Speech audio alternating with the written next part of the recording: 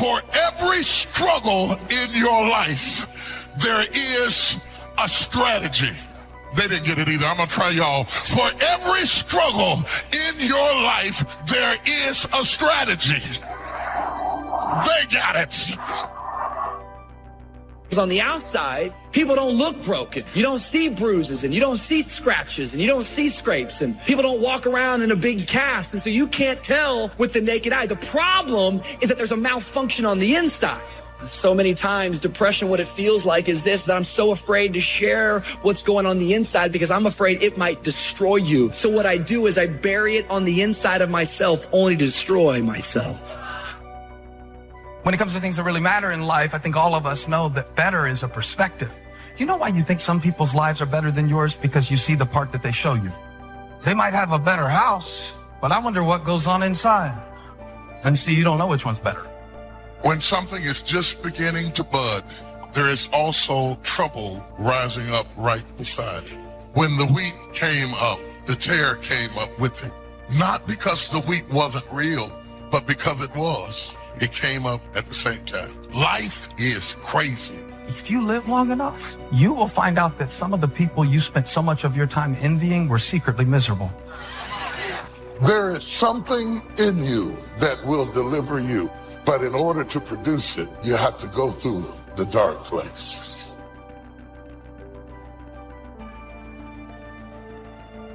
You will grow through what you go through. You will grow through what you go through. We got to go backwards to get better.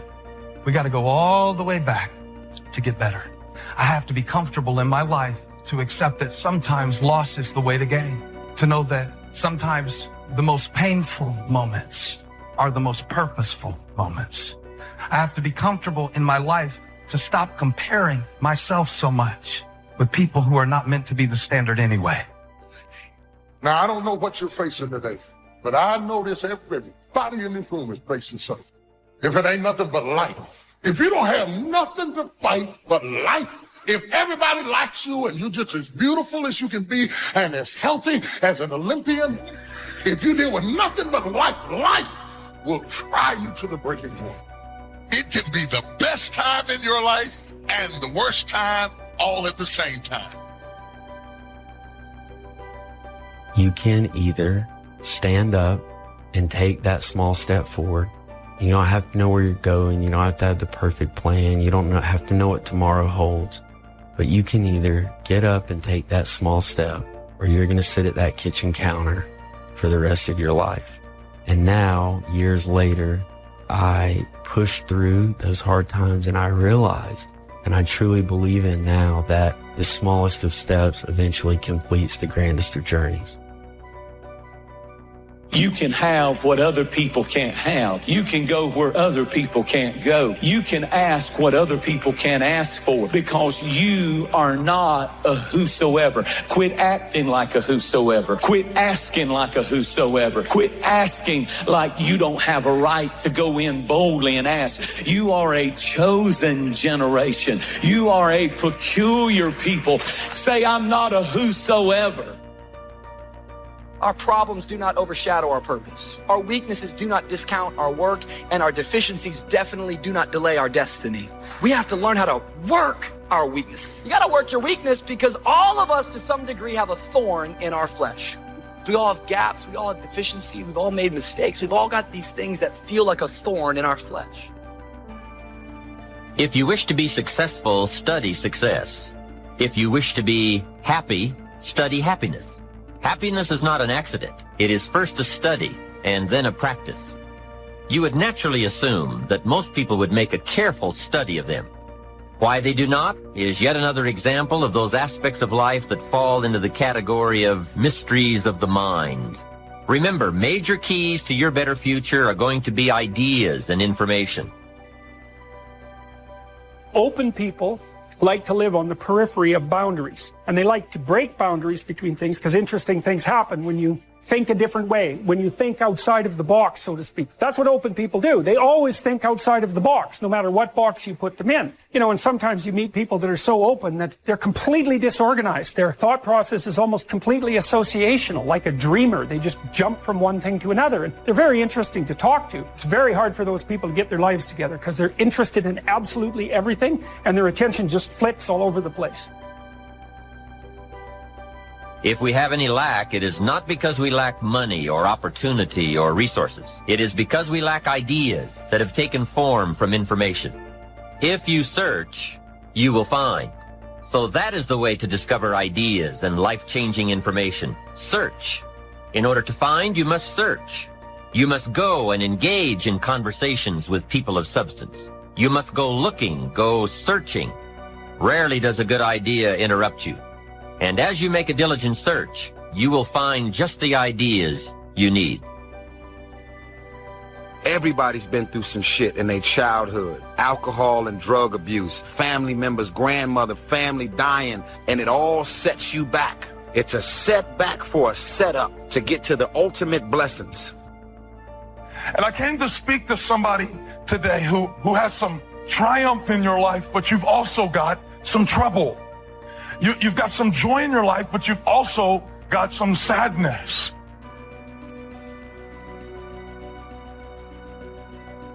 Until you have had the taste of finishing, you will not respect yourself.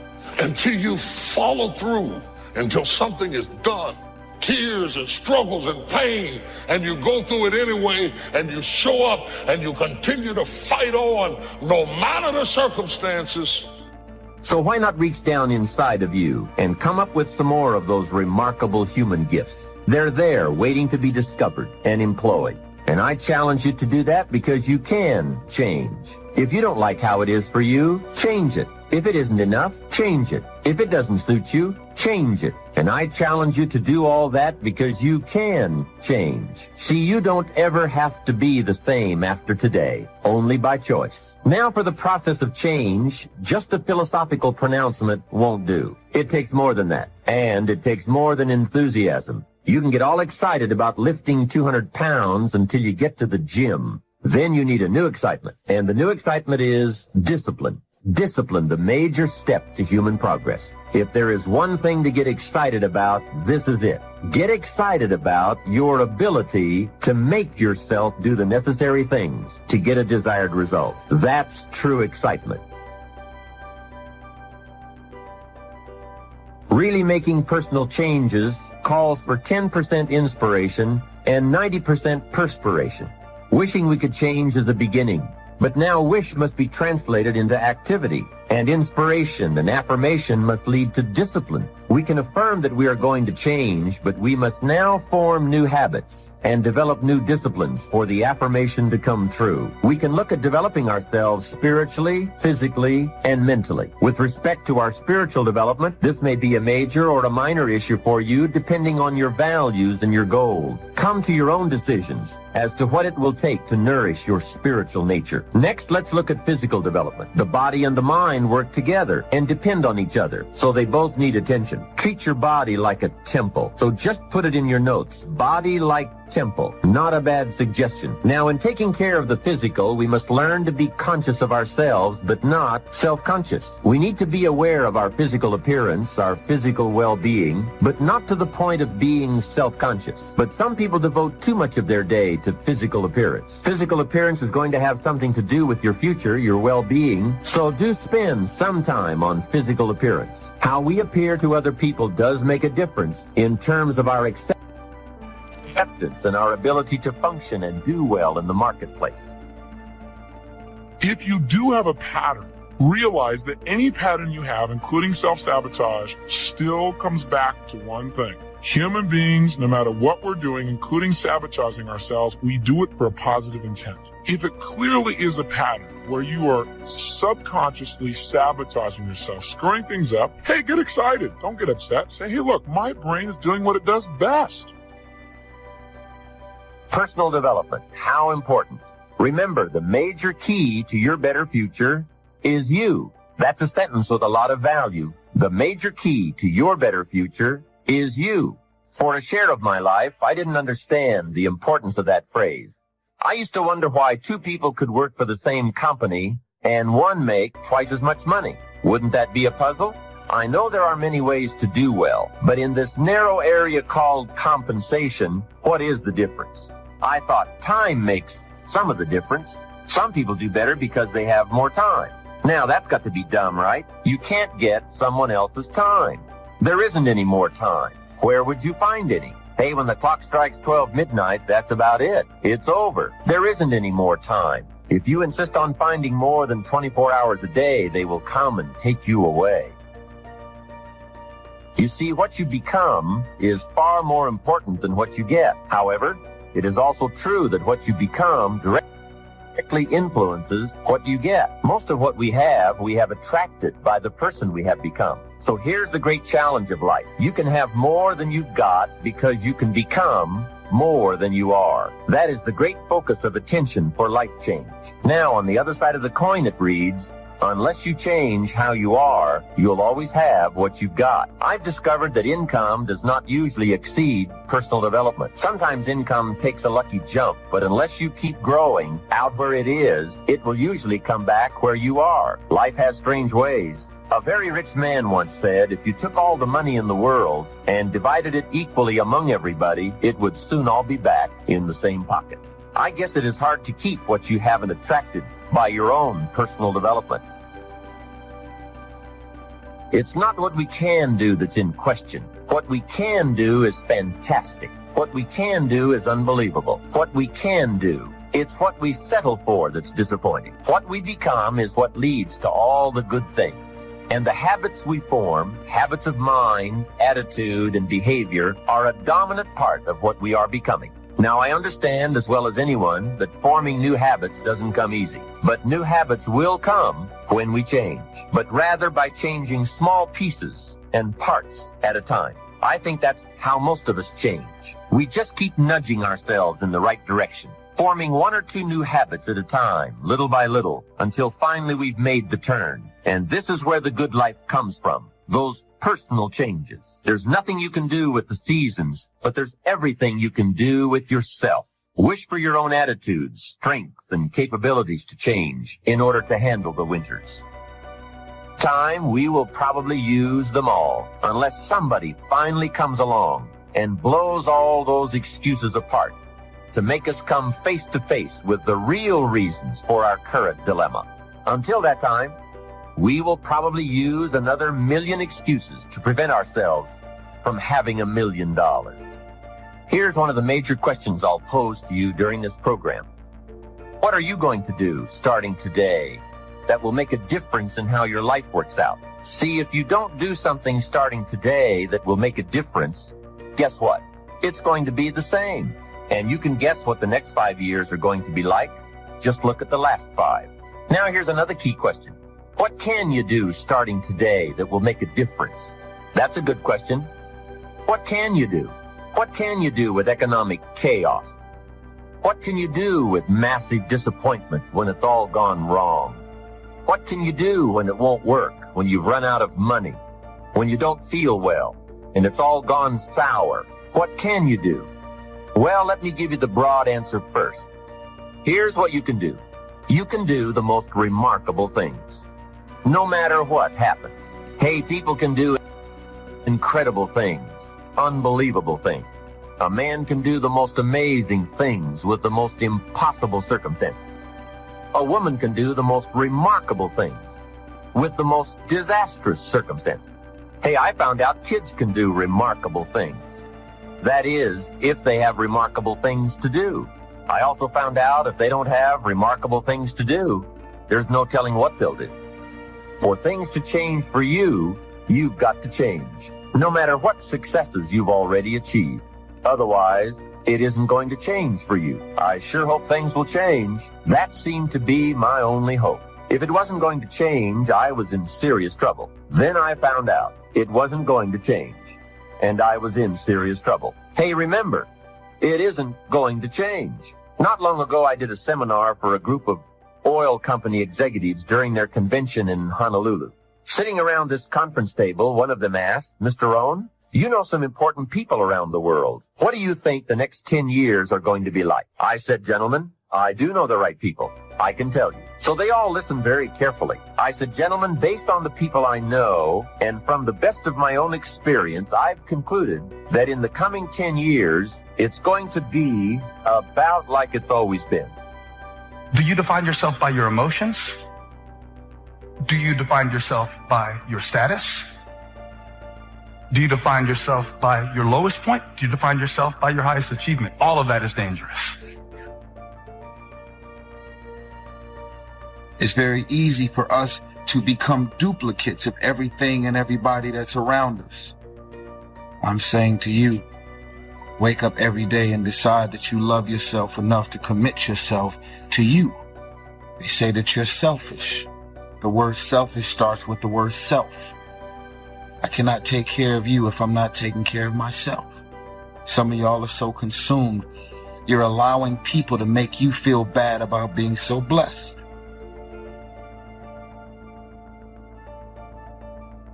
Gratitude erases negativity. I'm going to show you how this works. If you wake up in the morning, you start having negative thoughts. Man, this ain't my day. I woke up on the wrong side of the bed. Every time you feel in the middle of the day, if you feel yourself doing that, stop. Just stop for a second and start going over in your mind everything you have to be grateful for. Not everything you want, everything you already have, because what you have is substantial. Because the moment you start believing that you are what you do or you are what you went through, there's a bleeding on the inside that happens when your sense of self-worth flows from what you do and what you go through. Every multimillionaire and every multi-billionaire in this world that are living on the top have all decided that I'm going to commit myself to this career, this vision, this goal. They're going to call you names. They're going to say you're corny. They're going to call you a square. Those are the characteristics of a champion. You have to accept that all your excuses are lies. They are lies, all of them. Think about the things that you tell yourself, the lies you use to rationalize taking the easy road. Taking the easy road and leaving discipline behind. Think about them. Which story are you telling yourself? The one of your own life or hiding in the story of other people's lives? We hide in the story of other people's lives through gossip of people that are around us, talking bad about them. Those are all stories about other people's lives. Are you in the story of your own life? There's all kinds of different ways to break. You can break physically, you can break mentally, you can break your heart, you can break your spirit, and none of those are fun, and all of those are going to leave a mark. But the mark that they leave can be the mark of victory or it can be the mark of defeat. Because every time you break, and in every way that you break, while it's a chance, it's definitely a chance for you to give up and for you to just to fall apart. But there's also opportunity. There's opportunity to get stronger and get smarter and get faster and get tougher and get more stable and get more resilient and get better. When you break, you have the opportunity to show the world, the whole world, what you are really made of.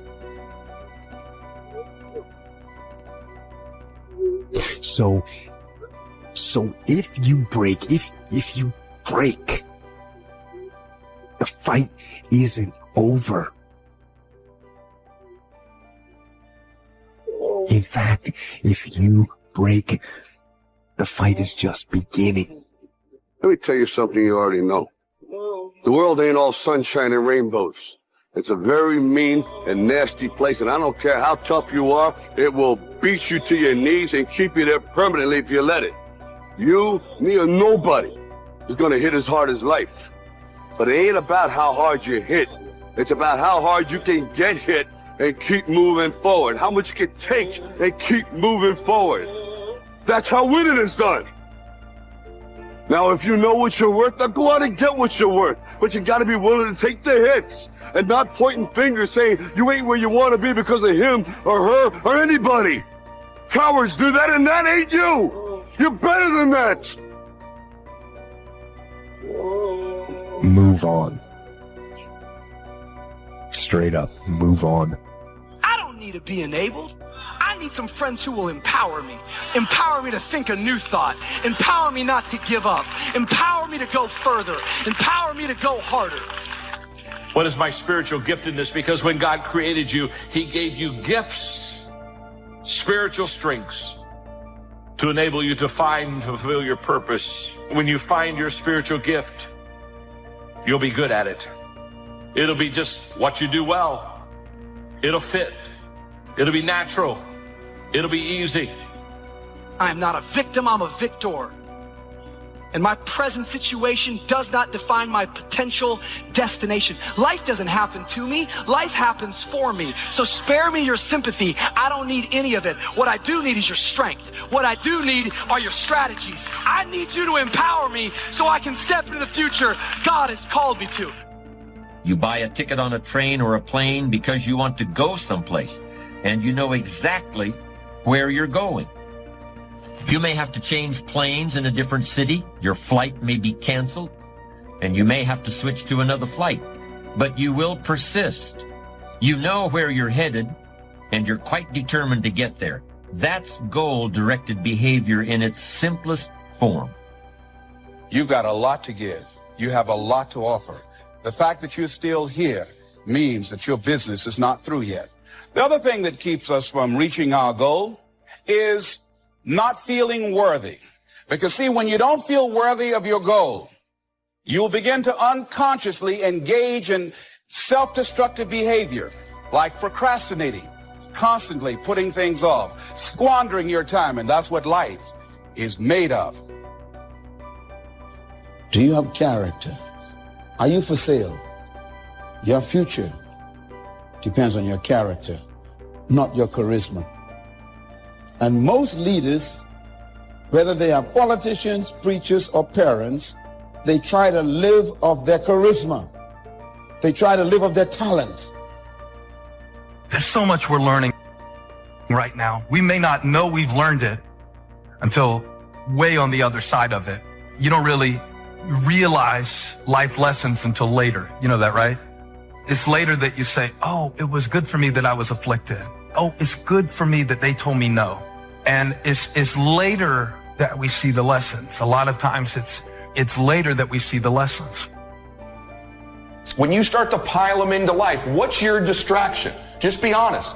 Are you distracted by ESPN? Are you distracted by movies, video games, gossip, haters, right? Your problems. Are you distracted with things that don't matter in your life? There's all these things competing to get you to not be focused. How about your insecurities? How about your fears or your problems? Are you using all of these? Do you your relationship issues, does it distract you from your big goals? Do you let these things, do you almost willingly do it? It first starts with decision on your part. And may I add, well, you should decide. Why let worry continue to take money out of your pocket and bank account? Why let worry any longer keep you from becoming all you can be? It's a burden you can get rid of. Why not be rid of those sinking, nagging feelings that all is not going to be well, that you can't do it? Worry is undue concern that takes up too much of your mental and emotional time. Most of us are willing participants in our own distraction. And we need to be willing participants in our own focus, in our own obsessions, and getting ourselves back on plan. Because remember what I told you, if you're really obsessed, the obsession will distract you from these things. I'm saying that regardless of the presence of those negative influences in your life, the best thing you can do The most empowering thing, the strongest thing, and ultimately the wisest thing is to accept responsibility for your own destiny, plain and simple. Just start working at it just a little bit, but do find out what your work is and hold on to it and don't let your dream go. I think that many of us don't go the next step because we don't know what to do yet. And I say that the reason that we don't even explore the possibility of what to do is because subconsciously we don't believe that it can happen for us and we don't believe that we deserve it. The lesson of letting go is not only that external events cause us to let go, the way God changes us is transformation from the inside out. Vision without values is destiny without discipline. No matter how great your vision is, it can be destroyed. So your destiny depends on your personal discipline. Character will always protect your vision.